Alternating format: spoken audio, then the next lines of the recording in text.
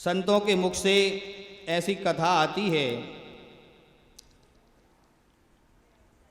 कि जब नंद बाबा दान को लुटाने लगे तो उनने हीरा मोती माणिक्य आदि इतने लुटाए और अलग अलग दरवाज़ों पे नंद बाबा के यहाँ हीरा मोती माणिक्य आदि लूट रहे हैं लोग। तो जब किसी को पता चलता है कि 1 नंबर दरवाजे पर चांदी के पात्र बट रहे हैं, बर्तन बट रहे हैं और आभूषण बट रहे हैं, तो लोग वहाँ लेने दौड़ते हैं कि भाई वस्त्रों के चक्कर में क्यों पड़े हो, उस दरवाजे पर तो चांदी के बर्तन आदि सब कुछ मिल रहा है। तो लोग वहाँ छोड़ के और वहाँ दौड़ जाते हैं लेने के लिए।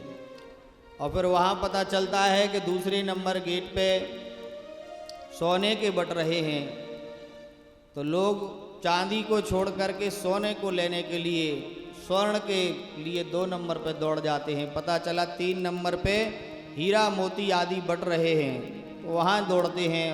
और पता चला 4 नंबर पे तो माणिक मणियाँ लुटा रहे हैं नंद बाबा, तो वहाँ पर जाकर के लोग लेने के लिए दौड़ जाते हैं। मान लो नंद भवन में लूट मची हो दान की। नंद बाबा ने हृदय खोल करके खूब दान किया, ब्राह्मणों को, सब लोगों को खूब अन्न दान किया, खूब धन दान किया और दान करके बड़ी बधाइयाँ बज रही हैं। आनंद भवन हो रहा है। नंद भवन में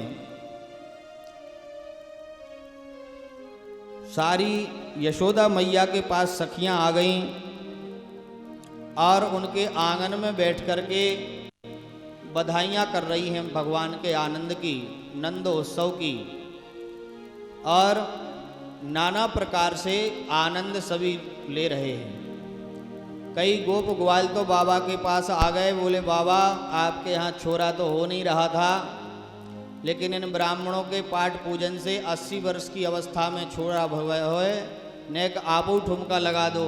और नंद बाबा के ऊपर एक ग्वाल ने तो दही डाल दिया। नंद बाबा पूरे दही से सराबोर हो गए और नंद बाबा को नचा रहे, यशोदा मैया को नचा रहे और ब्रजवासी जन खूब ठाकुर जी के जन्म का आनंद ले रहे हैं।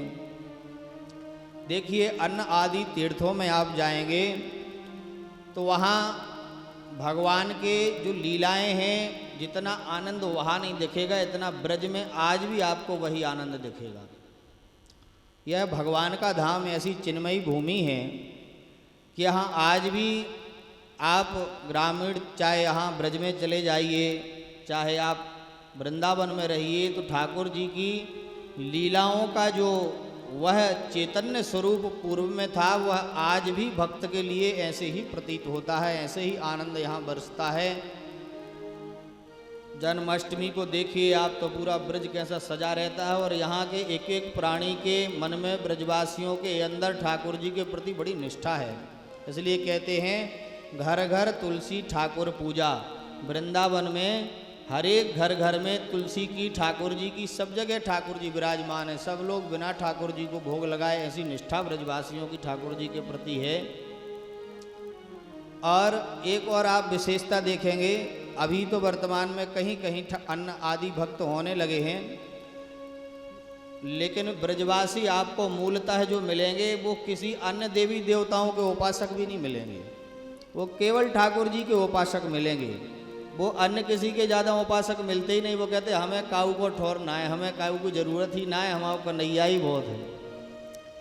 तो भगवान से इतना प्रेम रखते हैं कि कोई व्रत उपासना आदि उनको करने की जरूरत ही नहीं है।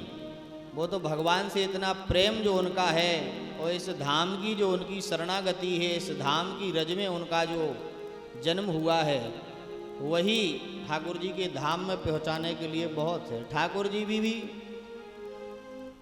ब्रज में जो आने वाले, निवास करने वाले लोग हैं, उनसे सहज ही ठाकुर जी को प्रीति हो जाती है। तो इस ब्रज धाम की महिमा, यहाँ के उत्सवों की महिमा अनंत है, इसको क्या बखान किया जाए। और ठाकुर जी का ब्रज में खूब बधाइयाँ, आनंद हो रहा है।